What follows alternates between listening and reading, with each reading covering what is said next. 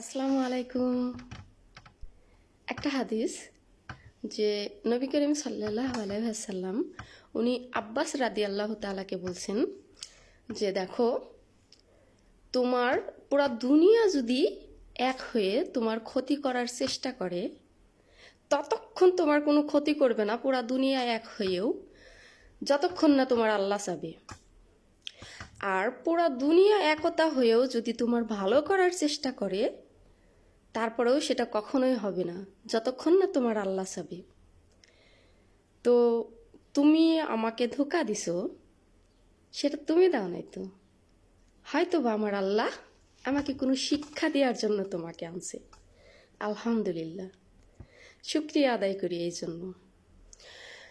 আর আমি কখনোই বলবো না হাসবি আল্লাহ আলিক, আমি বলবো কি ইন্না লিল্লাহি ওয়া ইন্না ইলাইহি রাজিউন, আল্লাহুম্মা আজিরনি ফি মুসিবাতি ওয়াখলিফলি খাইরুম মিনহা।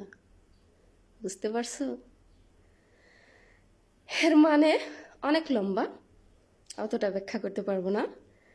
তো শুধু এতটুকুই বলবো যে এর মানে আল্লাহ আমার কাছ থেকে যা দূরে সরাইয়া দিছো, তার থেকে ভালো কিছু, উত্তম কিছু, তার থেকে সর্বশ্রেষ্ঠ কিছু আমাকে দাও। বুঝছো? ঠিক আছে না? আপনারাও পড়বেন কেমন? তো তুমি ভাইবো না তুমি আমাকে ধোঁকা দিছো। আমি মনে করি এটা আল্লাহ আমাকে একটা শিক্ষা দিছে। বুঝতে পারছো? আলহামদুলিল্লাহ। না আমার তোমার প্রতি কোনো রাগ আছে, না অভিমান আছে, তবে হ্যাঁ, ভালোবাসা আছে, আর সেটা থাকবে আজীবন। ওকে, ভালো থেকো।